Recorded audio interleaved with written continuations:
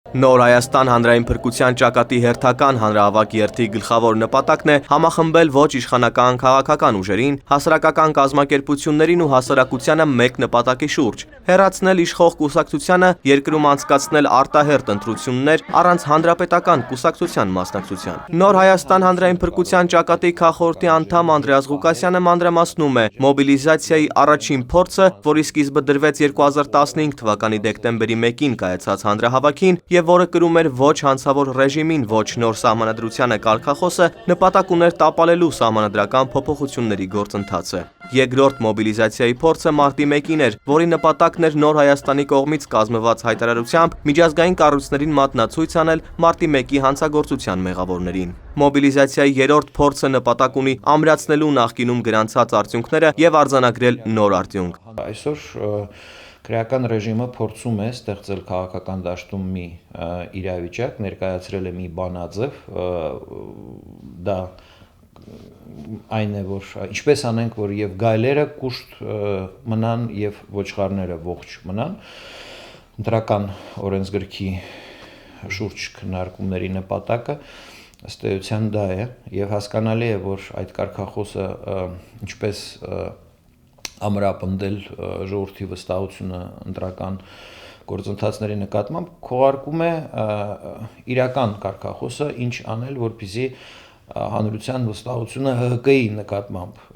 բարձրացնել։ Դա անլուծելի խնդիր է։ Ղուկասյանը վստահ է, Հայաստանում չի սպառվել արտահերթ ընտրություններ անցկացնելու հնարավորությունը։ Դեպի այս նպատակ տանող ճանապարհային քարտեզի գլխավոր գործիքը քաղաքական ուժերի մոբիլիզացիան է, որոնք պատրաստվում են մասնակցել խորհրդարանական ընտրություններին։ Առաջին քայլը, սակայն, հասարակությանը եւս մեկ անգամ բացատրել եւ համոզելն է, որ առանց արտահերթ ընտրությունների անցկացման հնարավոր չէ քաղաքական իրավիճակ փոխել։ Երկրորդ քայլը քաղաքական ուժերին համախմբելն է հասարակության պահանջի ուժով։ Մենք տանում ենք աշխատանք, որպեսզի բացահայտենք հանրության համար, որ անհնար է այդ բանաձևը իրականացնել, եւ դա նաեւ վտանգավոր է հենց այդ քաղաքական ուժերի համար, որովհետեւ այդ քաղաքական ուժերին կուտեն հենց այդ հերթական ընտրությունների ժամանակ կզոհաբերեն ՀՀԿ-ի իշխանությունը վերարտադրելու գործին կծառայացնեն եւ դեն կշպրտեն։ Այսօր անհրաժեշտ է, որ այդ պատկերացումը հստակ լինի եւ քաղաքական գործիչների մոտ, եւ քաղաքացիների մոտ, եւ բացառենք այդ